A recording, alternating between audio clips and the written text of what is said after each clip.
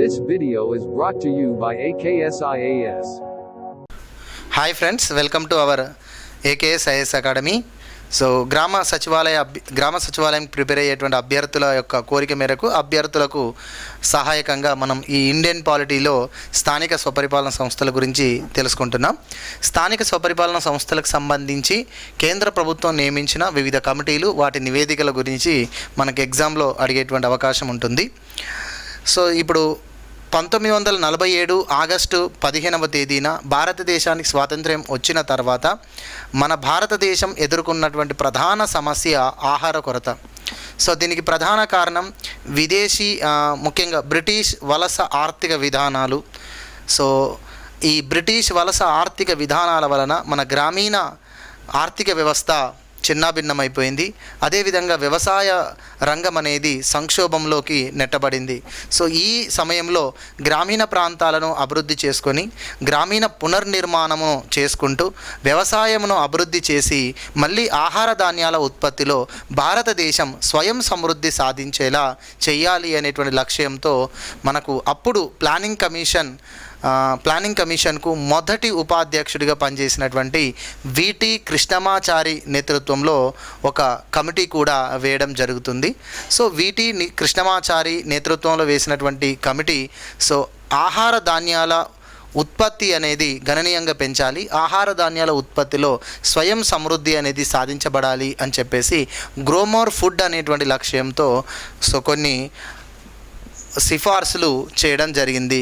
So Gromor food అనేటువంటి లక్ష్యంతో విటి Krishnamachari planning commission ఉపాధ్యక్షులుగా ఉన్నటువంటి విటి కృష్ణమాచారి నేతృత్వంలో దీనికోసం కొన్ని సిఫార్సులు చేయడం జరిగింది. దీనిలో ముఖ్యంగా గ్రామీణ ప్రాంతాలను అభివృద్ధి చేయాలి అంటే గ్రామీణ మౌలిక సౌకర్యాల అభివృద్ధి అనేది జరగాలి. తద్వారా వ్యవసాయం, దాని అనుబంధ రంగాలు అనేటువంటి అభివృద్ధి చెందుతాయి. గ్రామీణ పునర్నిర్మాణం జరిగినట్లయితే వ్యవసాయం మరియు దానితో పాటుగా ఆహార ధాన్యాల ఉత్పత్తి పెరుగుతుంది అని చెప్పేసి విటి కృష్ణమాచారి గారు చెప్పడం జరిగింది. ఈ సమయంలో 1952 సంవత్సరంలో భారతదేశంలో ఈ గ్రామీణ పునర్నిర్మాణం కోసం, గ్రామీణ అభివృద్ధి కోసము ఒక సామాజిక అభివృద్ధి కార్యక్రమం అనేది తీసుకురావడం జరిగింది.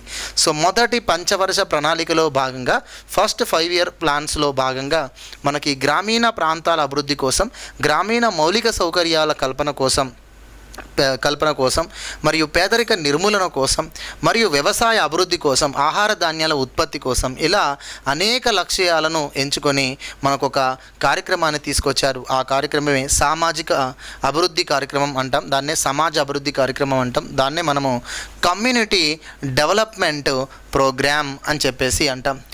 ఈ కమ్యూనిటీ డెవలప్మెంట్ అనేటువంటి కాన్సెప్ట్ అంటే గ్రామీణ పునర్నిర్మాణం కోసం, గ్రామీణ అభివృద్ధి కోసం మనం కమ్యూనిటీ డెవలప్మెంట్ అనేటువంటి కాన్సెప్ట్ను ఎంచుకున్నాం. అయితే ఈ కాన్సెప్టు ఏ దేశానికి సంబంధించింది అని చెప్పేసి ఒకసారి మనకు అడిగారు. అమెరికా దేశానికి సంబంధించింది. అంటే అమెరికా దేశంలో ఈ వ్యవసాయ అభివృద్ధి కోసం అక్కడ కమ్యూనిటీ డెవలప్మెంట్ అనేటువంటి ఒక మోడల్ను ఇంప్లిమెంట్ చేసి సక్సెస్ అయ్యారు. ఆ మోడల్ మనం ఫాలో కావడానికి మార్గదర్శకం అయింది. ఈ కమ్యూనిటీ డెవలప్మెంట్ ప్రోగ్రామ్ అనేటువంటిది 1952 అక్టోబర్ 2న ఇది ఇంప్లిమెంటేషన్ చేయడం జరిగింది. ఈ కమ్యూనిటీ డెవలప్మెంట్ ప్రోగ్రామ్ అనేటువంటిది అమెరికా దేశానికి చెందినటువంటి ఫోర్డ్ ఫౌండేషన్ ఆర్థిక సహకారంతో దీన్ని ఇంప్లిమెంట్ చేయడం అనేటువంటి జరిగింది. ఆ రోజు భారతదేశంలో పనిచేస్తున్న అమెరికా రాయబారి చెర్నస్ బౌల్ మరియు ఫోర్డ్ ఫౌండేషన్ ద్వారా ఆర్థిక సహకారం అందేలా చేశారు. అమెరికా రాయబారిగా భారతదేశంలో పనిచేస్తున్నటువంటి చెర్నస్ బౌల్ ఫోర్డ్ ఫౌండేషన్ నుండి ఈ సిడిపి కార్యక్రమానికి నిధులు కల్పించేలా అతని యొక్క సహకారం అందించారు. అదేవిధంగా ఈ సిడిపి అనేటువంటి పథకానికి చీఫ్ అడ్మినిస్ట్రేటర్గా ఎస్కే డే అనేటువంటి అధికారి నియమించబడ్డారు. ఇతను వెస్ట్ బెంగాల్ రాష్ట్రానికి చెందినటువంటి అధికారి. సురేంద్ర కుమార్ డే అనేటువంటి అధికారి కమ్యూనిటీ డెవలప్మెంట్ అనేటువంటి ప్రోగ్రామ్కి చీఫ్ అడ్మినిస్ట్రేటర్గా లేదా చీఫ్ ఎగ్జిక్యూటివ్ ఆఫీసర్గా పనిచేయడం జరిగింది. కమ్యూనిటీ డెవలప్మెంట్ ప్రోగ్రామ్ యొక్క లక్ష్యాలు మనకు తెలుసు.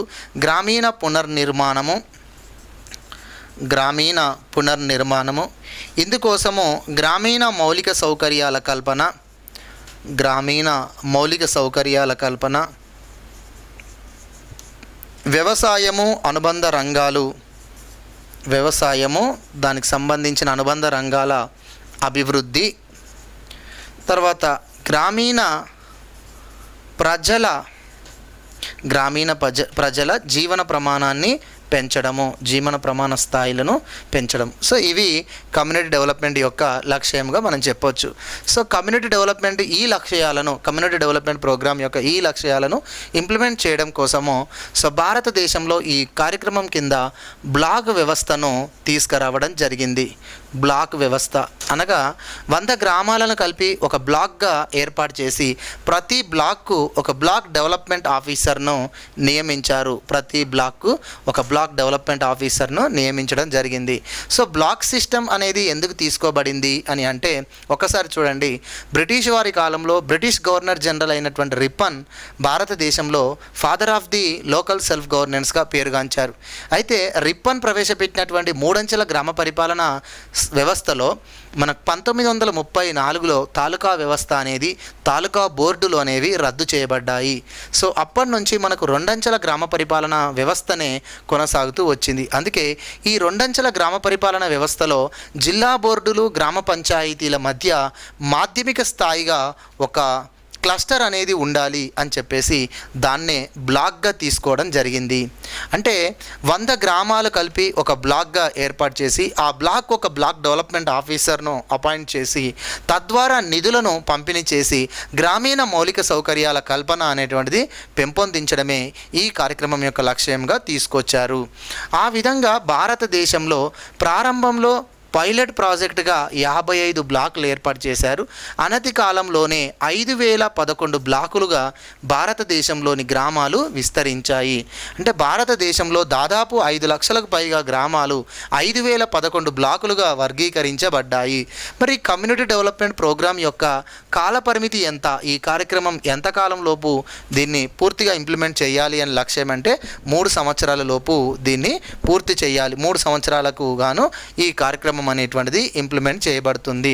సో తర్వాత ఇక్కడ మనకు ముఖ్యంగా తీసుకుంటే గ్రామీణ స్థాయిలో ఈ సిడిపి పథకానికి సంబంధించినటువంటి దానిగా గ్రామీణ స్థాయిలో విలేజ్ లెవెల్ వర్కర్స్ అనేటువంటి ఉద్యోగులు ఉంటారు. సో వీళ్ళు కమ్యూనిటీ డెవలప్మెంట్ ప్రోగ్రామ్ యొక్క లక్ష్యాలను క్షేత్రస్థాయిలో ఇంప్లిమెంట్ చేయడానికి ఉపయోగపడతారు. తర్వాత ఇక గ్రామ సేవక్ అని చెప్పేసి కొంతమంది ఉద్యోగులను కూడా నియమించారు గ్రామ సేవకని. సో వీళ్ళు ఏం చేస్తారంటే ఈ కమ్యూనిటీ డెవలప్మెంట్ ప్రోగ్రామ్కి సంబంధించినటువంటి లక్ష్యాలు కానీ కమ్యూనిటీ డెవలప్మెంట్ ప్రోగ్రామ్కి సంబంధించినటువంటి విధి విధానాలు ముఖ్యాంశాల గురించి ప్రజలకు అవేర్నెస్ చేయడం కోసం ఈ గ్రామ సేవకులు అనేటువంటి వారిని కూడా నియమించారు. సో మొత్తానికి కమ్యూనిటీ డెవలప్మెంట్ ప్రోగ్రామ్ 1952లో గ్రామీణ పునర్నిర్మాణం కోసం, గ్రామీణ మౌలిక సౌకర్యాల కల్పన కోసం ప్రవేశపెట్టబడినటువంటి ఒక కార్యక్రమం. మొదటి పంచవర్ష ప్రణాళిక కాలంలో ప్రవేశపెట్టబడినటువంటి ఒక కార్యక్రమం. అమెరికా దేశానికి చెందినటువంటి ఫోర్డ్ ఫౌండేషన్ ఆర్థిక సహకారంతో ఈ కార్యక్రమాన్ని ఇంప్లిమెంట్ చేయడం జరిగింది. ఇది అక్టోబర్ 2నే ఇంప్లిమెంట్ చేయడానికి ప్రధాన కారణం ఏమిటి అంటే, సో గ్రామీణ ప్రాంతాల అభివృద్ధి చెందిన రోజునే అసలైన అభివృద్ధి అని చెప్పేసి, భారతదేశ అభివృద్ధికి గ్రామాలు పట్టుకొమ్మలు అని చెప్పేసి, సో గ్రామ స్వరాజ్యమే సంపూర్ణ స్వరాజ్యము అని చెప్పేసి మన గాంధీజీ జాతీయోద్యమ కాలంలో చెప్తుండేవారు. సో అందుకనే గాంధీజీ యొక్క ఆశయాలు గ్రామ స్వరాజ్యం కాబట్టి గ్రామాలు స్వయం సమృద్ధి చెందడమే అసలైనటువంటి అభివృద్ధి అని చెప్పేసి గాంధీ మహాత్ములు కలలు కన్నారు. కాబట్టి గాంధీ జయంతి రోజున గ్రామీణ అభివృద్ధికి సంబంధించినటువంటి ఈ కార్యక్రమాన్ని ఇంప్లిమెంటేషన్లోకి తీసుకురావడం జరిగింది. సో భారత రాజ్యాంగంలో గాంధీజీ యొక్క ఆశయం మేరకే మనకు గ్రామ స్వరాజ్యము, గ్రామ స్వపరిపాలన సంస్థలు ఏర్పాటు చేయాలని ఒకే ఒక ఆర్టికల్ మనకు కనిపిస్తుంది. ఆ ఆర్టికల్ 40వ ఆర్టికల్. అనేక ఎగ్జామ్లో అడిగారు. సో గ్రామ స్వపరిపాలన సంస్థలను ఏర్పాటు చేయాలని, గ్రామ స్వరాజ్యమును ఏర్పాటు చేయాలి అని ఏ ఆర్టికల్ మనకు తెలియజేస్తుంది? ఏ ఆర్టికల్ వల్ల ఈ గ్రామ పంచాయతీలు ఏర్పాటు చేయడానికి కారణమవుతుంది? ఏ ఆర్టికల్ వల్ల గ్రామ పరిపాలన సంస్థలు ఏర్పాటు చేయడానికి ఆధారం అవుతుంది అంటే 40వ ఆర్టికల్. ఓకేనా. సో భారత రాజ్యాంగంలో ఒక 40వ ఆర్టికల్ ద్వారా గ్రామ స్వపరిపాలన సంస్థలను రాజ్యం ఏర్పాటు చేయాలి అని మాత్రమే చెప్పారు, కానీ ఆ గ్రామ స్వపరిపాలన సంస్థల యొక్క అధికార విధుల గురించి రాజ్యాంగంలో పేర్కొనలేదు. ఓకేనా. కేంద్ర ప్రభుత్వం రాష్ట్ర ప్రభుత్వాల్లాగా గ్రామ ప్రభుత్వాలు ఉండాలి అనేది గాంధీజీ యొక్క ఆశయం, కానీ కేంద్ర ప్రభుత్వాలు రాష్ట్ర ప్రభుత్వాల యొక్క అధికార విధుల గురించి రాజ్యాంగంలో 7వ షెడ్యూల్ నందు పేర్కొన్నప్పటికీ ఈ గ్రామ స్వపరిపాలన సంస్థల యొక్క అధికార విధుల గురించి రాజ్యాంగంలో ఏ ఆర్టికల్ నందు ఏ భాగం నందు పేర్కొనబడలేదు. అయితే ఈ స్థానిక సంస్థలు అనేటువంటిది రాష్ట్ర పరిధిలోని అంశము అని చెప్పేసి రాజ్యాంగంలో మెన్షన్ చేశారు. కావున గ్రామ స్వపరిపాలన సంస్థలను ఏర్పాటు చేయాలన్నా, పంచాయతీ వ్యవస్థలను ఏర్పాటు చేసుకోవాలన్నా, స్థానిక సంస్థలను అభివృద్ధి చేసుకోవాలన్నా అది రాష్ట్ర ప్రభుత్వాల యొక్క బాధ్యతగానే మనం చెప్పొచ్చు. కానీ చాలా రాష్ట్రాలు రాజ్యాంగం అమల్లోనికి వచ్చిన తర్వాత స్వాతంత్ర అనంతరము ఈ స్థానిక ప్రభుత్వాలు ఏర్పాటు చేయడానికి ఆసక్తి చూపలేదు. ఎందుకంటే రాష్ట్ర ప్రభుత్వాల నుంచి కొన్ని అధికారాలు స్థానిక ప్రభుత్వాలకు బదలాయించడం వల్ల తమ యొక్క ప్రాబల్యం తగ్గుతుందని, తమ యొక్క ప్రాధాన్యత తగ్గుతుంది అనేటువంటి ఒక అభద్రత భావంతో, ఒక అనాసక్తితో ఈ స్థానిక ప్రభుత్వాల ఏర్పాటుపై ఏ రాష్ట్ర ప్రభుత్వాలు అంతగా శ్రద్ధ వహించలేదు. కాబట్టి గాంధీజీ యొక్క ఆశయాలు అయినటువంటి గ్రామ స్వరాజ్యం కోసం 40వ ఆర్టికల్, స్థానిక సంస్థలు అనేది రాష్ట్ర జాబితాలో చేర్చారు తప్ప ఎలాంటి అధికార విధులు రాష్ట్ర ప్రభుత్వాలు ఖచ్చితంగా కల్పించాలని రాజ్యాంగంలో చెయ్యలేదు. అందుకే కమ్యూనిటీ డెవలప్మెంట్ ప్రోగ్రామ్కి సంబంధించినటువంటి కార్యక్రమాలను బ్లాక్ వ్యవస్థగా తీసుకొచ్చి క్షేత్రస్థాయిలో దీన్ని ఇంప్లిమెంట్ చేస్తున్నప్పటికీ ఇవి పూర్తి స్థాయిలో ఇంప్లిమెంటేషన్ అనేవి కాలేకపోయినాయి. ఎందుకంటే క్రింది స్థాయిలో కమ్యూనిటీ డెవలప్మెంట్ ప్రోగ్రామ్కి సంబంధించిన లక్ష్యాలు సాధింపబడాలి అంటే స్థానిక వనరులను సద్వినియోగం చేసుకొని తమ అభివృద్ధి కోసం ఉమ్మడిగా సమిష్టిగా కృషి చేసేటువంటి స్థానిక ప్రభుత్వాలు లేకపోవడమే ఇక్కడ ప్రధాన కారణము. అంటే కమ్యూనిటీ డెవలప్మెంట్ ప్రోగ్రామ్స్కి సంబంధించినటువంటి కార్యక్రమాలు అనేటువంటివి అనుకున్న లక్ష్యాలు సాధించకపోవడానికి ప్రధాన కారణం క్షేత్రస్థాయిలో వాటిని ఇంప్లిమెంట్ చేయడానికి స్థానిక ప్రభుత్వాలు లేకపోవడమే. ఏదేమైనప్పటికీ కమ్యూనిటీ డెవలప్మెంట్ ప్రోగ్రామ్కి అనుబంధంగా భారత ప్రభుత్వం మరొక పథకాన్ని కూడా తీసుకొచ్చింది. ఎందుకంటే కమ్యూనిటీ డెవలప్మెంట్ అనేటువంటి లక్ష్య సాధనని పూర్తిగా ఇంప్లిమెంట్ చేయడం కోసము శాశ్వత ప్రాతిపాదికన ఈ కమ్యూనిటీ డెవలప్మెంట్ అనేటువంటి నమూనా అమలు చేయడం కోసము ఒక పథకాన్ని తీసుకొచ్చారు. ఆ పథకమే national extension service scheme 1953 October 2న దీన్ని ఇంప్లిమెంటేషన్లోకి తీసుకురావడం జరిగింది. ఇది కమ్యూనిటీ డెవలప్మెంట్ ప్రోగ్రామ్కు అనుబంధంగా తీసుకొచ్చినటువంటిది, కొనసాగింపుగా తీసుకొచ్చేటువంటిది. ఎందుకంటే కమ్యూనిటీ డెవలప్మెంట్ ప్రోగ్రామ్ అనేది అమెరికా ఫోర్డ్ ఫౌండేషన్ ద్వారా అమెరికా ఫోర్డ్ ఫౌండేషన్ సహకారంతో ఇది ఇంప్లిమెంట్ చేయబడుతుంది. దీని యొక్క కాల పరిమితి, దీని యొక్క టెన్యూర్ మనకు 3 years మాత్రమే. అయితే 3 yearsలో అనుకున్న లక్ష్యాలు అంత ఈజీగా సాధించబడతాయని భారత ప్రభుత్వం నమ్మలేదు. ఎందుకంటే ఎన్నో సంవత్సరాలుగా గ్రామీణ ఆర్థిక వ్యవస్థను క్షీణస్థాయిలోకి తీసుకెళ్ళినటువంటి బ్రిటిష్ వలస ఆర్థిక విధానాలు అనేవి పూర్తిగా నిర్మూలించబడి గ్రామీణ ప్రాంతాలు పునర్నిర్మాణం జరగాలి అంటే కొంత సమయం పడుతుంది అనేటువంటిదే ఆనాడు మన భారత ప్రభుత్వం భావించింది. అందుకే భారత ప్రభుత్వం మొదటి పంచవర్ష ప్రణాళికలో భాగంగానే సిడిపి పథకానికి అనుబంధంగా నేషనల్ ఎక్స్టెన్షన్ సర్వీస్ స్కీమ్ను తీసుకొచ్చారు. ఈ సర్వీస్ స్కీమ్ అనేటువంటిది శాశ్వత ప్రాతిపాదికన ఇది కొనసాగుతుంది. దీనికి టైం పీరియడ్ అంటే ఏం మెన్షన్ చేయలేదు. దీని ద్వారా ఒక 1700 బ్లాకులు ఏర్పాటు చేశారు. ఈ పథకం యొక్క నిధులతో 1700 బ్లాకులు ఏర్పాటు చేశారు. సిడిపి కానీ నెస్ కానీ 2 పథకాలు కూడా మనకు గ్రామీణ పునర్నిర్మాణం కోసం ప్రవేశపెట్టబడినటువంటి పథకాలే. అయితే ఈ 2 పథకాలకు కూడా చీఫ్ అడ్మినిస్ట్రేటర్గా ఎస్కే డేనే పనిచేశాడు. కమ్యూనిటీ డెవలప్మెంట్ అనే లక్ష్య సాధన కోసం నేషనల్ ఎక్స్టెన్షన్ సర్వీస్ స్కీమ్ అనేది తీసుకొచ్చారు. అయితే ఇది కూడా అనుకున్న లక్ష్యాలు ఏమీ సాధించలేదు. అయితే ఈ 2 పథకాలు కూడా అనుకున్నంతగా సక్సెస్ కాకపోవడానికి కారణాలు ఏమిటి అని చెప్పేసి మన భారత ప్రభుత్వం, మన మొదటి ప్రధానమంత్రి నెహ్రూ గారు ఈ మొదటి పంచవర్ష ప్రణాళిక కాలంలో ఏది అమలు చేసినా అది సక్సెస్ కాకపోవడానికి కారణాలు ఏమిటి అని చెప్పేసి కొన్ని అధ్యయన కమిటీలు వేశారు. అలానే ఈ సిడిపి నెస్ అనేటువంటి పథకాలు ఎంతో ప్రతిష్టాత్మకంగా, ఎంతో ఆశాభావంతో దీన్ని తీసుకొచ్చాం, కానీ అనుకున్నంత ఇది ఎందుకు సక్సెస్ కాలేకపోయింది అని చెప్పేసి ఆత్మ పరిశీలన చేసుకుంటూ ఓ కమిటీ వేశారు. ఆ కమిటీయే Balwantrai Gopal Mehta committee 1957. Okay, so ఇక్కడ నుంచి భారత ప్రభుత్వం ఈ స్థానిక సంస్థల ఏర్పాటు కోసమని, స్థానిక సంస్థల యొక్క అభివృద్ధి కోసం తీసుకురావాల్సిన మార్పుల కోసం అనేక కమిటీలు వేస్తూ వస్తుంటుంది. ఆ కమిటీలు ఇచ్చినటువంటి నివేదికలే ప్రధానంగా మనకి ఎగ్జామ్లో అడగబడుతుంటాయి. ఆ కమిటీ చేసినటువంటి సిఫార్సులలో ఏదైనా ఒక అంశాన్ని బేస్ చేసుకొని మనకు చాలా ఎగ్జామ్స్లో, ముఖ్యంగా గ్రామ సచివాలయం అనేటువంటిది స్థానిక సంస్థలకు సంబంధించినటువంటి ఉద్యోగమే కాబట్టి ఇందులో ఎక్కువగా అడగడానికి మనకు అవకాశం అనేది ఉంది. సో నెక్స్ట్ మనకు బలవంతరాయ్ మెహతా కమిటీ. వాస్తవానికి వీరి పూర్తి పేరు బలవంతరాయ్ గోపాల్ మెహతా అంటాం. సో బలవంతరాయ్ మెహతా కమిటీని 1957లో, ఓకేనా, 1957లో నియమించడం జరిగింది. 1957 జనవరి 16న నియమించారు ఈ కమిటీని. ఈ కమిటీలో ఒక సభ్యులుగా ఉన్నటువంటి వ్యక్తులే ఎస్కే డే, కమ్యూనిటీ డెవలప్మెంటు, నెస్ అనేటువంటి పథకాలకు చీఫ్ అడ్మినిస్ట్రేటర్గా లేదా సీఈఓగా పనిచేసినటువంటి ఇతన్ని ఈ కమిటీలో మెంబర్గా తీసుకున్నారు. ఎందుకంటే ఆ పథకాలు ఎందుకు అంత సక్సెస్ కాలేకపోయాయి, సక్సెస్ కావాలంటే ఏం చెయ్యాలి అనేదే ఈ కమిటీలో సభ్యులుగా ఉండి అధ్యయనం చేయాల్సి ఉంటుంది. సో కాబట్టి ఈ కమిటీ 1957 నవంబర్ 24న తను నివేదిక ఇవ్వడం జరిగింది. అసలు ఈ కమిటీని నియమించింది ఎవరు అంటే ప్లానింగ్ కమిషన్ నియమించింది, ప్రణాళికా సంఘం నియమించింది. సో ప్రణాళిక సంఘమే ఎందుకు నియమించింది అంటే మొదటి పంచవర్ష ప్రణాళికలో భాగంగానే మనకు సిడిపి నెస్ అనే పథకాలు వచ్చాయి కాబట్టి అవి అనుకున్న లక్ష్యాలు సాధించలేకపోయింది కాబట్టి ప్లానింగ్ కమిషన్ బాధ్యతాయుతంగా ఈ కమిటీని వేయడం జరిగింది.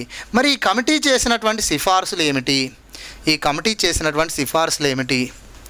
సో బ్రిటిష్ వారి కాలంలో మనకు మూడంచెల గ్రామ పరిపాలన వ్యవస్థ అనేటువంటిది ఉండేది. మూడంచెల గ్రామ పరిపాలన వ్యవస్థ అనేది బ్రిటిష్ వారి కాలం నుండి కొనసాగింది. అందులో జిల్లా బోర్డులు, తాలూకా బోర్డులు, గ్రామ పంచాయతీలు,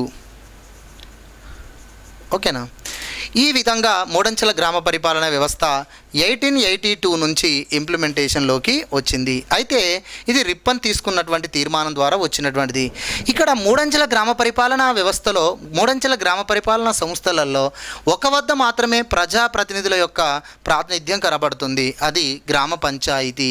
అంటే ప్రజల చేత ఎన్నుకోబడిన ప్రజాప్రతినిధులు గ్రామ పంచాయతీ సభ్యులుగా కొనసాగి గ్రామ అవసరాల గురించి వాళ్ళు తీర్మానాలు చేసి గ్రామ వనరులను స్థానికంగా వాళ్ళు వినియోగించుకొని గ్రామ అభివృద్ధి కోసం కృషి చేయడమే ఈ గ్రామ పంచాయతీ యొక్క ముఖ్య ఉద్దేశం. ఆ మాదిరిగా తాలూకా బోర్డులో కానీ జిల్లా బోర్డులో కానీ ప్రజాప్రతినిధుల యొక్క భాగస్వామ్యం అనేటువంటిది లేదు.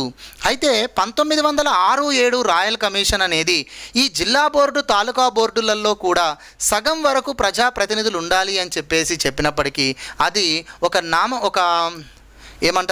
అది ఒక ఆనవాయితీగా మాత్రమే ఆ జిల్లా బోర్డు తాలూకా బోర్డులలో ప్రజల చేత ఎన్నుకోబడిన ప్రతినిధులకు అవకాశం కల్పించారు, కానీ అది పేరుకు మాత్రమే పరిమితమైంది. ఓకేనా.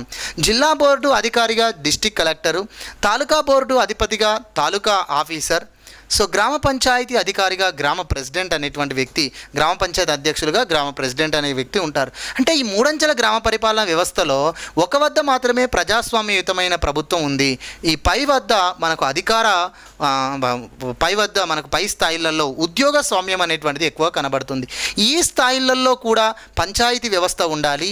ఈ రెండు స్థాయిల్లో కూడా ప్రజల చేత ఎన్నుకోబడిన ప్రభుత్వాలు ఉండాలి. అందుకే కింది స్థాయిలో ఉన్న పంచాయతీ వ్యవస్థను 3 స్థాయిలో తీసుకురావాలి అని చెప్పేసి మూడంచెల పంచాయతీ వ్యవస్థను మనకు ఈ బలవంతరాయ్ మెహతా కమిటీ సూచించింది. అంటే మూడంచెల పంచాయతీ వ్యవస్థ అనేది కొత్త కాన్సెప్టే కావచ్చు, కానీ మూడంచెల గ్రామ పరిపాలన వ్యవస్థ అనేటువంటిది మాత్రం పాత కాన్సెప్టు. అది రిప్పన్ తీసుకొచ్చిన తీర్మానం ద్వారానే బ్రిటిష్ వారి కాలంలో కొనసాగుతూ వచ్చింది. కానీ మూడంచెల గ్రామ పరిపాలన వ్యవస్థలో ఒక దిగువ స్థాయిలో గ్రామ పంచాయతీ వ్యవస్థ మాత్రమే ప్రజాస్వామ్యయుతంగా ఉంది. తాలూకా కానీ జిల్లా స్థాయిలో కానీ ప్రజాస్వామ్యయుతమైన ప్రభుత్వాలు లేవు. అలా 3 స్థాయిల్లో కూడా ప్రజాస్వామ్యయుతమైన ప్రభుత్వాలు ఉండాలి. 3 స్థాయిల్లో కూడా పంచాయతీ వ్యవస్థ ఉండాలి అని చెప్పేసి మూడంచెల పంచాయతీరాజ్ వ్యవస్థను మనకు గోపాల్ మెహతా మన బలవంతరాయ్ మెహతా కమిటీ సూచిస్తుంది. ఈ మూడంచెల పంచాయతీ వ్యవస్థలో జిల్లా బోర్డులు రద్దు చేసి జిల్లా పరిషత్తులు ఏర్పాటు చేయాలి. వీటి స్థానంలో తాలూకా బోర్డులు రద్దు చేసి బ్లాక్ పంచాయతీలు లేదా తాలూకా పంచాయతీలు పంచాయతీ సమితిలు ఏర్పాటు చేయాలి. అయితే తాలూకా బోర్డులు అనేవి 1934లోనే రద్దు చేయబడ్డాయి కాబట్టి వాటి స్థాయిలోనే సిడిపి పథకం ద్వారా బ్లాక్ వ్యవస్థ ఉంది కాబట్టి ఆ బ్లాక్ స్థాయిలోనే పంచాయతీ వ్యవస్థను ఏర్పాటు చేయాలి. అదే బ్లాక్ పంచాయతీ వ్యవస్థ. సో జిల్లా స్థాయిలో జిల్లా పరిషత్, మాధ్యమిక స్థాయిలో బ్లాక్ పంచాయతీ లేదా తాలూకా పంచాయతీ, దిగువ స్థాయిలో గ్రామ పంచాయతీ, ఇలాంటి మూడంచెల పంచాయతీ వ్యవస్థను ఏర్పాటు చేయాలి. సో వీటి యొక్క పదవి కాలము 5 సంవత్సరాలుగా ఉండాలి. పార్టీ రహితమైనటువంటి ఎన్నికలు జరగాలి.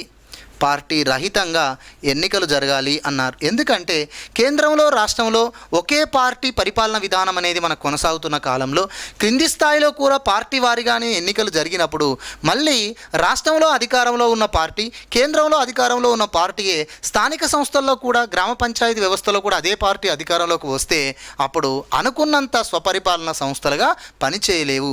స్వపరిపాలన సంస్థలు అంటే స్వతంత్రంగా పనిచేసేటువంటి అవకాశం ఉన్నటువంటి సంస్థలు.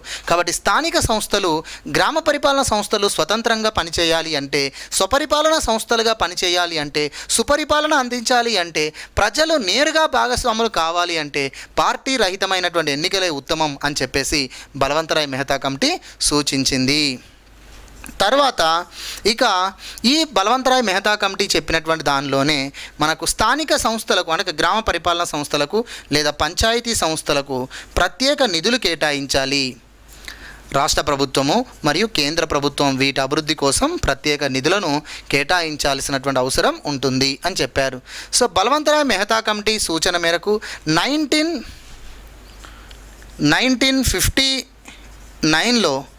1959లో మనకి పంచాయతీ వ్యవస్థను కొన్ని రాష్ట్రాలు ఏర్పాటు చేసుకోవడం జరిగింది. సో బలవంతరాయ్ మెహతా కమిటీ ప్రకారం మూడంచెల పంచాయతీరాజ్ వ్యవస్థను మరియు పంచాయతీరాజ్ వ్యవస్థను మొదటిసారిగా రాజస్థాన్ రాష్ట్రం అనేటువంటిది ఇంప్లిమెంటేషన్లోకి తీసుకొచ్చింది. 1959 అక్టోబర్ 2న 1959 అక్టోబర్ 2వ తేదీన రాజస్థాన్ రాష్ట్రంలో నాగోర్ జిల్లా యందు మూడంచెల గ్రామ పరిపాలన వ్యవస్థ ఏర్పడింది. సో నాగోర్ జిల్లాలో మొదటి గ్రామ పంచాయతీ సికార్. ఈ రాజస్థాన్ రాష్ట్రంలో ఈ మూడంచెల పంచాయతీరాజ్ వ్యవస్థను ఏర్పాటు చేస్తూ ఆనాడు ప్రధానమంత్రి అయినటువంటి నెహ్రూ గారు ఇచ్చినటువంటి స్టేట్మెంట్ ఏమిటి, అది మనకి ఎగ్జామ్లో కూడా ప్రీవియస్ ఎగ్జామ్లో అడిగారు. సో రాజస్థాన్ రాష్ట్రంలో పంచాయతీ వ్యవస్థను ప్రతిష్టాత్మకంగా ప్రవేశపెడుతూ ఆయన ఒక స్టేట్మెంట్ ఇచ్చాడు.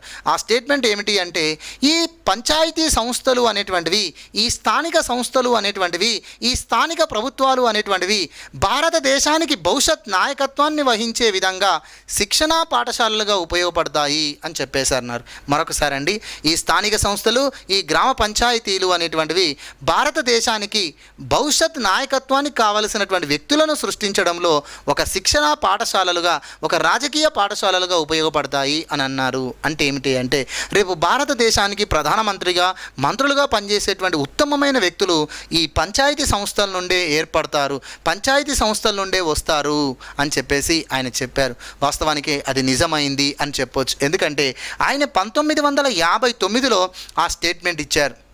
1959లో ఆ స్టేట్మెంట్ ఇచ్చిండ్రు.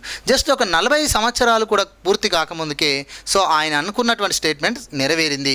వారెవరో కాదు, మనకు ఒక సర్పంచ్గా పనిచేసి ప్రధానమంత్రిగా, మంచి ప్రధానమంత్రిగా, దేశ ఆర్థిక వ్యవస్థను బలపరిచినటువంటి ప్రధానమంత్రిగా, ఇప్పటికీ కూడా ఆర్థిక సంస్కరణలు అంటేనే ఆ వ్యక్తి పేరు తెచ్చుకునే విధంగా వ్యవహరించినటువంటి వ్యక్తి పివి నరసింహారావు.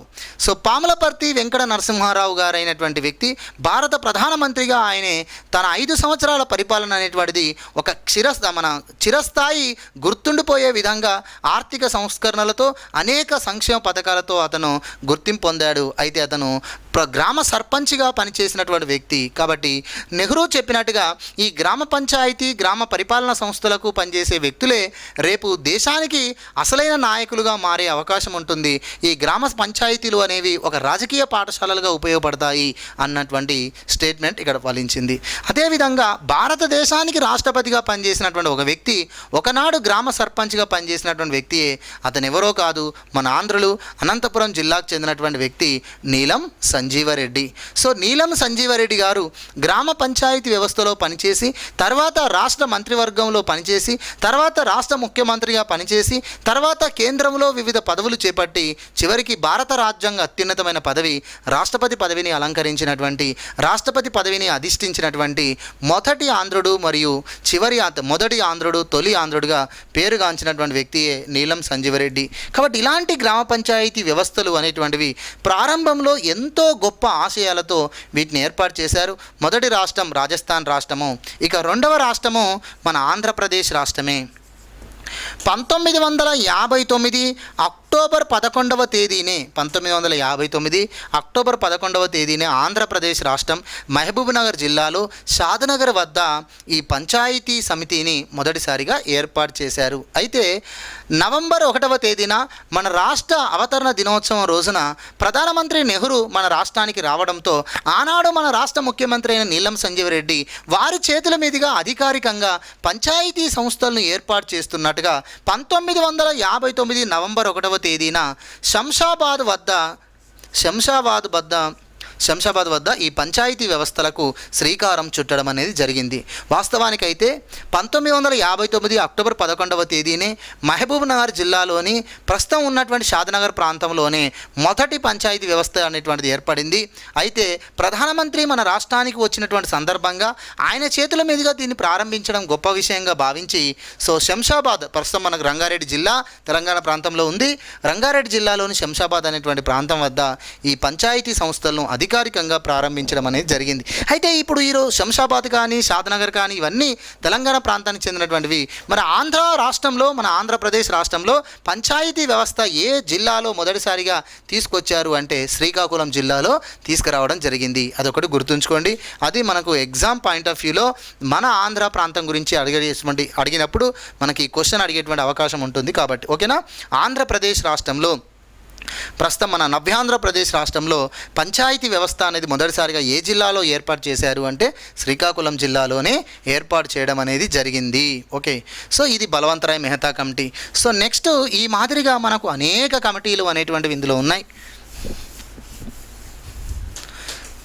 బలవంతరాయ్ మెహతా కమిటీ సూచనల మేరకు రాజస్థాన్, ఆంధ్రప్రదేశ్, దాని తర్వాత కొన్ని రాష్ట్రాలు పంచాయతీ సంస్థలను పంచాయతీ వ్యవస్థను తీసుకొచ్చాయి. సో వీటిని మొదటి తరం పంచాయతీలు అని అంటారు. అయితే ఆరంభంలో ఉన్నంత ఆర్భాటాలు అనేటువంటివి ప్రభుత్వాల యొక్క ఆసక్తి అనేది కొంతకాలం తర్వాత తగ్గుముఖం పట్టింది. చివరికి 1977 ఆ సంవత్సరం నాటికి పంచాయతీ సంస్థలు అనేటువంటివి పూర్తిగా వాటి ప్రాధాన్యతను కోల్పోయినాయి. 1977 సంవత్సరంలో కాంగ్రెసేతర ప్రభుత్వం కేంద్రంలో అధికారంలోకి వచ్చింది. అదే జనతా ప్రభుత్వం. మొరార్జీ దేశాయ్ ప్రధానమంత్రి అయ్యారు. సో మొరార్జీ దేశాయ్ ప్రధానమంత్రి అయిన తర్వాత పంచాయతీ సంస్థలు క్షీణదశలో ఉండడానికి కారణాలు ఏంటి, అసలు పంచాయతీ వ్యవస్థ అనేది సక్రమంగా ఎందుకు పనిచేయలేదు, ఇది సరైనది కాదా, ఈ వ్యవస్థలో ఏమైనా మార్పులు చేయాలా అని చెప్పేసి మరో కమిటీని అధ్యయనం చేయడం కోసం వేశారు. ఆ కమిటీనే అశోక్ మెహతా కమిటీ. బలవంతరాయ్ మెహతా కమిటీ ఏమో ప్లానింగ్ కమిషన్ వేసిన కమిటీ అయితే అశోక్ మెహతా కమిటీ మాత్రం కేంద్ర ప్రభుత్వం లేదా ప్రధానమంత్రి క్యాబినెట్ వేసిన కమిటీ. 1977 డిసెంబర్ 12వ తేదీన ఈ కమిటీ వేశారు. 1978 ఆగస్టులో మొత్తం 132 సిఫార్సులతో తన నివేదికను కేంద్ర ప్రభుత్వానికి సమర్పించింది. సో అశోక్ మెహతా కమిటీ చేసినటువంటి సిఫార్సులు ఏంటి, మరి ప్రధానమైన సిఫార్సులు ఏమిటి అని అంటే, ఒకటి, మూడంచెల పంచాయతీ వ్యవస్థ సరి అయినది కాదు. సో అందుకే అది పూర్తిగా సక్సెస్ కాలేకపోయింది. ఈ మూడంచెల పంచాయతీ వ్యవస్థలో ప్రధానమైన లోపం బ్లాక్ పంచాయతీలే. ఎందుకంటే 100 గ్రామాలకు ఒక బ్లాక్ పంచాయతీ ఏర్పాటు చేయడం అనేది 100 గ్రామాలను బ్లాక్ స్థాయి అధికారులు కానీ బ్లాక్ స్థాయిలో ఉన్న ప్రజాప్రతినిధులు కానీ పర్యవేక్షణ చేయడం ఇంపాసిబుల్. అలా కాకుండా బ్లాక్ పంచాయతీలను రద్దు చేసి తాలూకా వ్యవస్థను రద్దు చేసి వాటి స్థానంలో మండల వ్యవస్థను తీసుకురావాలి. 20 గ్రామాలకు కలిపి ఒక మండలము, 15,000 నుంచి 20,000 జనాభా కలిగిన గ్రామాల సముదాయం ఒక మండలంగా ఏర్పాటు చేస్తే అప్పుడు మండల స్థాయి అధికారి కానీ మండల స్థాయి ప్రజాప్రతినిధులు కానీ ప్రతి గ్రామ అభివృద్ధి కోసం వాళ్ళు ప్రణాళికలు రచించి ప్రతి గ్రామ అభివృద్ధికి సంబంధించిన అంశాలపై పర్యవేక్షణ చేసే అవకాశం ఉంటుంది అని చెప్పేసి అన్నారు. ఇక 20 గ్రామాల సముదాయమే ఒక మండలంగా మండల పరిషత్గా ఏర్పడుతుంది కాబట్టి ప్రతి గ్రామానికి మళ్ళీ గ్రామ పంచాయతీ అవసరం లేదు. అలా మాధ్యమిక స్థాయిలో మండల పరిషత్తు మరియు జిల్లా స్థాయిలో జిల్లా పరిషత్ ఉంటే సరిపోతుంది. ఈ 2 అంచెల వ్యవస్థ ఉంటే సరిపోతుంది. గ్రామ పంచాయతీ వ్యవస్థ అంతగా అవసరం లేదు అని చెప్పేసి అన్నారు. అనగా 2 అంచెల పంచాయతీ వ్యవస్థను సిఫార్సు చేశారు. 2 అంచెల పంచాయతీ వ్యవస్థను అశోక్ మెహతా కమిటీ సూచించింది. సో దీనిలో భాగంగా జిల్లా పరిషత్ మరియు మండల పరిషత్ ఇక గ్రామ పంచాయతీలు అవసరం లేదు అన్నారు. అంటే బలవంతరాయ్ మెహతా కమిటీ చెప్పిన బ్లాక్ పంచాయతీలను తాలూకా వ్యవస్థను రద్దు చేసి మండల వ్యవస్థ తీసుకురండి, గ్రామ పంచాయతీలు అవసరం లేనిది అని అన్నారు. అవసరమైతే గ్రామ కమిటీలు ఏర్పాటు చేయండి. ప్రతి గ్రామానికి ఒక గ్రామ కమిటీ ఏర్పాటు చేస్తే సరిపోతుంది. 15,000 నుండి 20,000 జనాభా కలిగిన గ్రామాల సముదాయం, దాదాపు 20 గ్రామాల సముదాయం ఒక మండలంగా ఉండాలి. ప్రీవియస్ ఎగ్జామ్లో అడిగినటువంటి క్వశ్చన్, ఏపీలో 2017లో జరిగినటువంటి పంచాయతీ సెక్రటరీ ఎగ్జామ్లో అడిగినటువంటి క్వశ్చన్ ఏంటిదంటే, సో అశోక్ మెహతా కమిటీ సిఫార్సుల మేరకు అశోక్ మెహతా కమిటీ సిఫార్సుల మేరకు గ్రామీణాభివృద్ధి కోసం ప్రణాళికీకరణ కోసం దేన్ని ప్రాథమిక యూనిట్గా తీసుకుంటారు అని చెప్పేసి అన్నారు. అప్పుడు మండలమును ప్రాథమిక యూనిట్గా తీసుకోవడం జరుగుతుంది. అంటే ఒక్కొక్క మండలమును బేస్ చేసుకొని ఆ మండల అభివృద్ధి కోసం ప్రణాళికీకరణ అనేటువంటిది జరగాలి అని చెప్పేసి ఈ అశోక్ మెహతా కమిటీ అనేది చెప్పింది.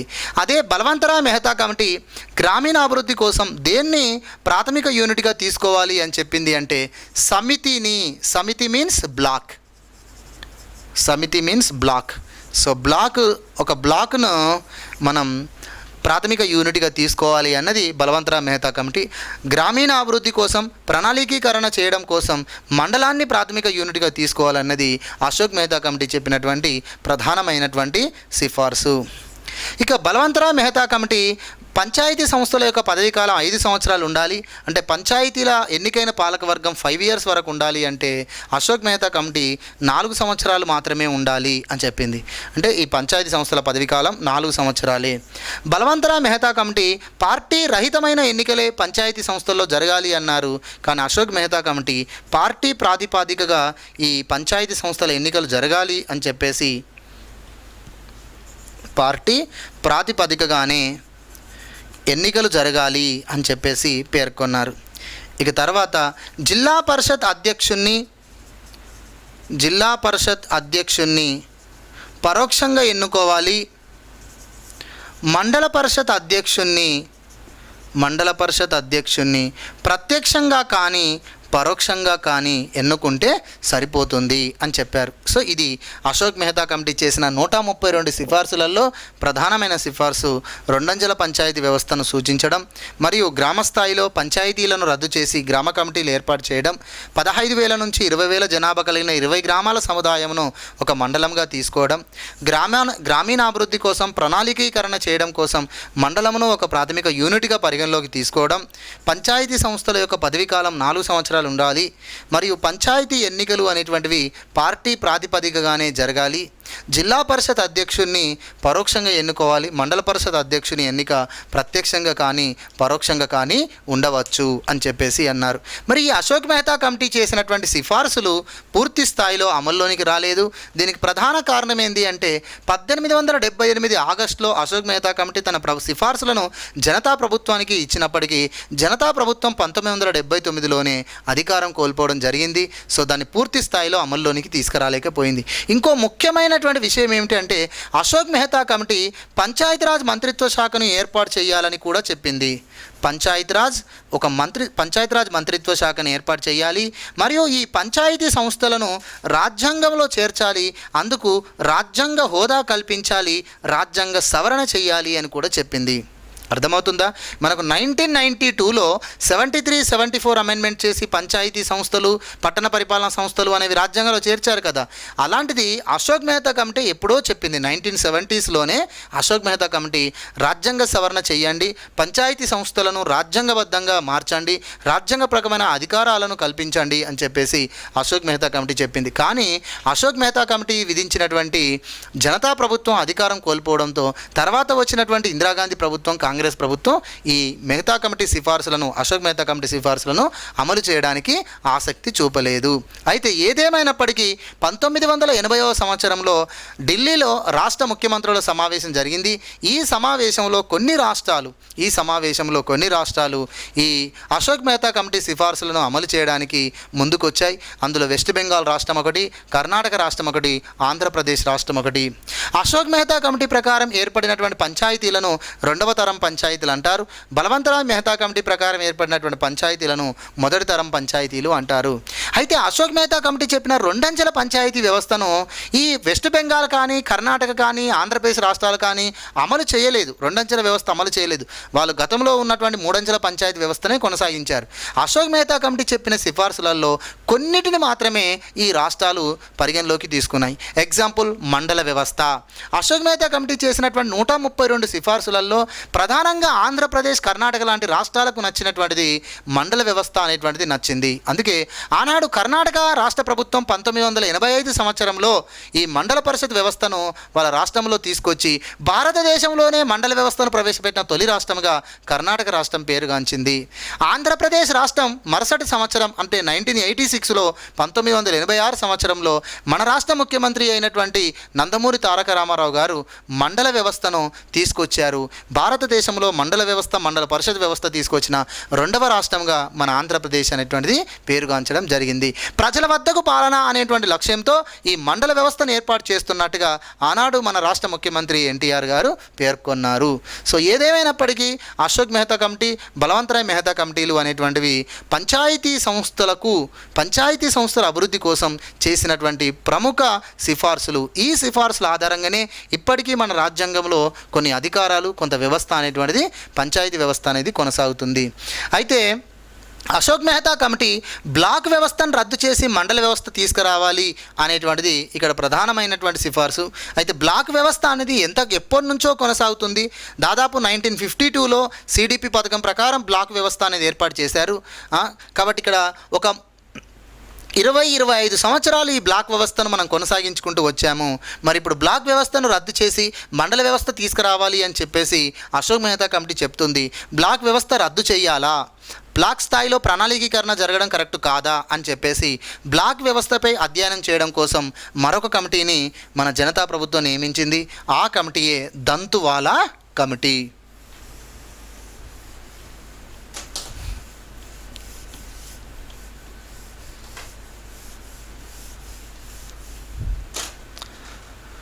సో ఇది కూడా మనకు ప్రీవియస్ ఎగ్జామ్లో, గ్రూప్స్ ఎగ్జామ్లో అడిగారు. దంతువాలా కమిటీ 1978లో జనతా ప్రభుత్వం నియమించిన కమిటీయే. దంతువాలా కమిటీ దేనికోసం వేశారు అన్నారు. బ్లాక్ స్థాయి ప్రణాళికీకరణ, బ్లాక్ స్థాయిలో ప్రణాళికీకరణ సరి అయినదా, లేదా బ్లాక్ వ్యవస్థను రద్దు చేసి మండలాన్ని ప్రాథమిక యూనిట్గా తీసుకోవాలా, ఏది సరి అయినది అని చెప్పేసి అధ్యయనం చేయడం కోసం దంతువాలా కమిటీ వేశారు. దంతువాలా కమిటీ వేయడం ప్రధాన ఉద్దేశం బ్లాక్ స్థాయి పైన వేశారు, బ్లాక్ వ్యవస్థ పైన వేశారు. ఓకేనా, బ్లాక్ వ్యవస్థ పైన వేశారు. మరి ఈ కమిటీ చేసినటువంటి సిఫార్సులు ఏమిటి? బ్లాక్ వ్యవస్థను పటిష్టం చేయాలి, బ్లాక్ వ్యవస్థ రద్దు చేయొద్దు, దీన్ని పటిష్టపరచాలి. ఇంకా ప్రణాళికీకరణకు, గ్రామీణాభివృద్ధి కోసం ప్రణాళికలు రచన చేసినప్పుడు ప్రణాళికలకు బ్లాకునే ప్రాథమిక యూనిట్గా తీసుకోవాలి. ఎందుకంటే 20 గ్రామాలకు కలిపి ప్రణాళికలు రచించడం కరెక్ట్ కాదు. ఒక 100 గ్రామాలు కలిపి ఒక 70,000 నుంచి 1,00,000 జనాభా కలిగిన గ్రామాలకు అసలైన ప్రణాళిక అనేటువంటిది రచన జరుగుతుంది. కాబట్టి ప్రణాళికీకరణకు ప్రాథమిక యూనిట్ బ్లాక్ వ్యవస్థ అనేది పటిష్టపరచాలి అని చెప్పేసి అన్నారు. ఓకేనా. తర్వాత జిల్లా స్థాయిలోనే ప్రణాళికీకరణ జరగాలి. అంటే ప్రణాళికలు ఎక్కడ రచన జరగాలి? జిల్లాలోనే జరగాలి. Very very important. Dantwala committee చేసిన సిఫార్సులలో ముఖ్యమైనది గ్రామ సర్పంచ్ను, గ్రామ పంచాయతీ అధ్యక్షుణ్ణి ప్రజలే నేరుగా ఎన్నుకోవాలి. ప్రజలే నేరుగా అంటే ప్రత్యక్ష పద్ధతిలో ఎన్నుకోవాలి. అప్పటి వరకు గ్రామ పంచాయతీ అధ్యక్షుడు పరోక్షంగా ఎన్నికయ్యేవారు. అంటే గ్రామ పంచాయతీ సభ్యులను, వార్డు సభ్యులను ప్రజలు ఎన్నుకునేవారు. వార్డు సభ్యులందరూ వారిలో ఒకరిని సర్పంచ్గా ఎన్నుకునే పద్ధతి ఉండేది. ఆ పద్ధతి సరైనది కాదు. గ్రామ స్వరాజ్యం కావాలి అంటే, గ్రామ స్వపరిపాలన సంస్థలుగా మారాలి అంటే గ్రామ సర్పంచ్ గ్రామ ప్రజల చేత నేరుగా ఎన్నుకోబడిన వ్యక్తి అయి ఉండాలి. ప్రత్యక్ష పద్ధతిలోనే ఎన్నిక కావాలి అని చెప్పేసి మనకు దంతువాల కమిటీ అనేది చెప్పింది. ఈ దంతువాల కమిటీ తర్వాత మనకు సిహెచ్ హనుమంతరావు కమిటీ 1984లో వేసినటువంటి మరొక కమిటీ ఉంది, కేంద్ర ప్రభుత్వం వేసిన కమిటీ. ఈ సిహెచ్ హనుమంతరావు కమిటీ అనేది బ్లాక్ డెవలప్మెంట్ ఆఫీసర్స్ను తొలగించాలి మరియు జిల్లా ప్రణాళిక బోర్డులు ఏర్పాటు చేయాలి అని సూచించింది. డిస్ట్రిక్ట్ ప్లానింగ్ బోర్డులు లేదా జిల్లా ప్రణాళిక సంఘాలు ఏర్పాటు చేయాలని సూచించింది. Very very important. ఈరోజు మనకు రాజ్యాంగం ప్రకారం జిల్లా ప్రణాళిక బోర్డులు అనేవి కొనసాగుతున్నాయి. ఓకేనా. కేంద్ర ప్రణాళిక సంఘం, రాష్ట్ర ప్రణాళిక సంఘం మాదిరిగానే జిల్లాలో ప్రణాళిక సంఘాలు ఉండాలి, డిస్ట్రిక్ట్ ప్లానింగ్ బోర్డులు ఉండాలి, దీనికి అధ్యక్షులుగా కలెక్టర్ ఉండాలి అనేది సిహెచ్ హనుమంతరావు చేసినటువంటి ప్రధానమైనటువంటి సిఫార్సు. ఓకేనా. దీని తర్వాత మరికొన్ని కమిటీలు ఉన్నాయి.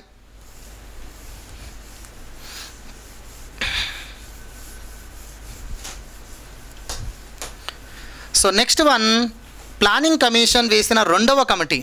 సో ప్లానింగ్ కమిషన్ వేసిన మొదటి కమిటీ ఏదండి? మనకు బలవంతరాయ్ మెహతా కమిటీ. ఓకేనా. సో అశోక్ మెహతా కమిటీ కానీ, దంతవాల కమిటీ కానీ, సిహెచ్ హనుమంతరావు కమిటీ కానీ కేంద్ర క్యాబినెట్ వేసిన కమిటీలు ఇవి. ఓకే. సో ప్లానింగ్ కమిషన్ వేసిన రెండవ కమిటీ జీవీకే రావు కమిటీ 1985. ఓకేనా, 1985. సో జీవీకే రావు కమిటీ ప్లానింగ్ కమిషన్ వేయడానికి ప్రధాన కారణం ఏంటంటే, ప్రజాస్వామ్యంలో ప్రజల భాగస్వామ్యం పెరగాలంటే ఏం చేయాలి అని చెప్పేసి ఈ కమిటీ వేశారు. అయితే ప్రజాస్వామ్యం అనేటువంటిది వేర్లు లేనటువంటి వ్యవస్థగా ఉండిపోయింది, ఉద్యోగస్వామ్య వ్యవస్థగా మారిపోయింది. కాబట్టి ప్రజాస్వామ్యం బలపడాలి అంటే మనకు పరిపాలనలో ప్రజాప్రతినిధులకు ఎక్కువ అధికారాలు ఉండాలి, అంతేకాకుండా ప్రజలకు నేరుగా భాగస్వామ్యం అయ్యే విధంగా ఉండాలి. అందుకోసం పంచాయతీ సంస్థలను బలపరచాలి అని చెప్పేసి పంచాయతీ సంస్థలకు సంబంధించినటువంటి కొన్ని సిఫార్సులు ఈ కమిటీ చేసింది. సో ఈ కమిటీ చేసినటువంటి ప్రధానమైనటువంటి సిఫార్సులలో బ్లాక్ వ్యవస్థను రద్దు చేయాలి, బ్లాక్ వ్యవస్థను పూర్తిగా రద్దు చేయాలి. ఓకేనా. తర్వాత జిల్లా పరిషత్ అధ్యక్షుడిగా కలెక్టర్ అధికారం కలిగి ఉండాలి. తర్వాత నెక్స్ట్ వన్, జిల్లా పరిషత్తులో స్టాండింగ్ కమిటీలనే స్థాయి సంఘాలు అంటారు. స్థాయి సంఘాలను ఏర్పాటు చేయాలి. మరియు జిల్లా అభివృద్ధి అధికారులను నియమించాలి. వీరు జిల్లా పరిషత్కు సిఈఓగా ఉండాలి. ఇవి జీవీకే రావు కమిటీ చేసిన సిఫార్సులు.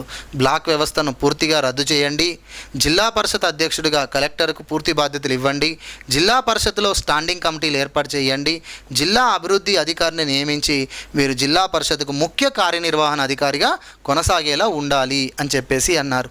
ఈ కమిటీ తర్వాత రాజీవ్ గాంధీ ప్రభుత్వం ప్రధానంగా మరొక కమిటీని నియమించింది. ఆ కమిటీయే L M Singhvi committee. So L M Singhvi committee 1986లో నియమించబడినటువంటి కమిటీ. మరి ఈ కమిటీ చేసినటువంటి ప్రధానమైన సిఫార్సులలో గ్రామ సభకు అధిక ప్రాధాన్యత ఇవ్వాలి. ప్రతి గ్రామ పంచాయతీ గ్రామ సభను ఏర్పాటు చేయాలి.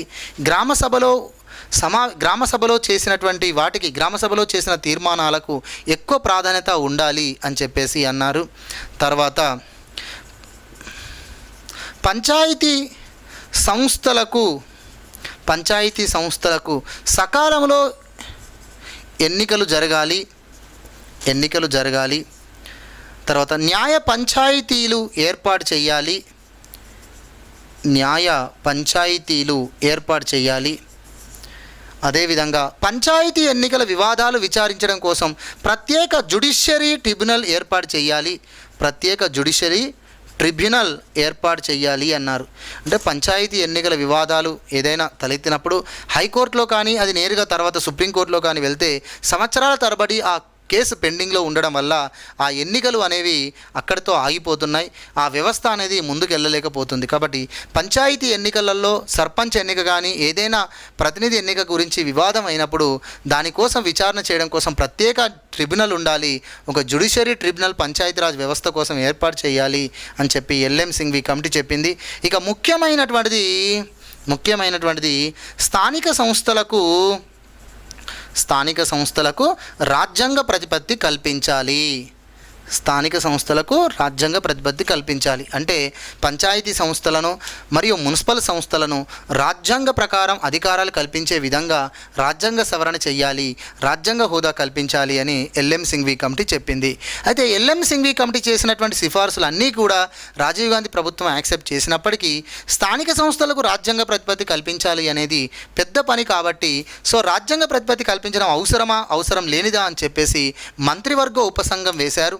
సో ఆ మంత్రివర్గ ఉపసంఘం పేరే పీకే తుంగన్ కమిటీ అని అంటారు. ఆనాడు కేంద్ర గ్రామీణాభివృద్ధి మంత్రి అయినటువంటి పీకే తుంగన్ నేతృత్వంలో కేంద్ర మంత్రివర్గ ఉపసంఘం వేశారు.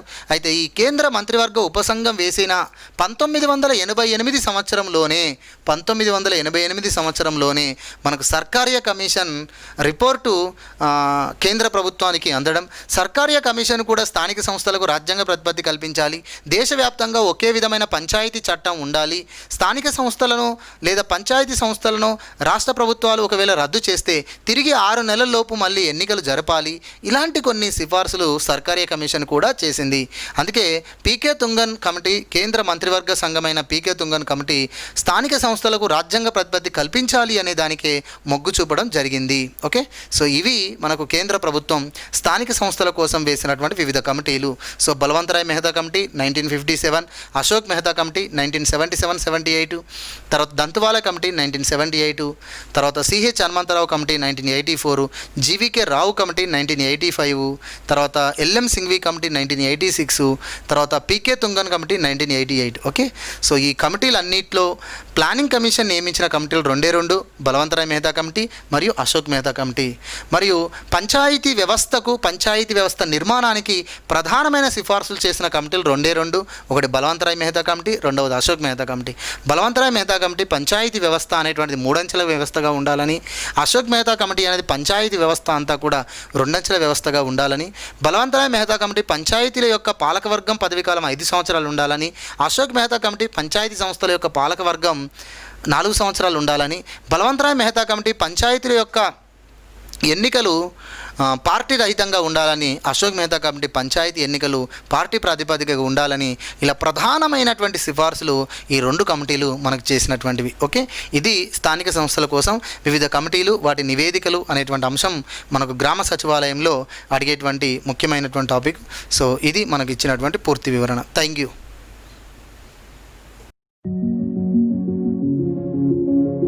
This video is brought to you by AKSIAS.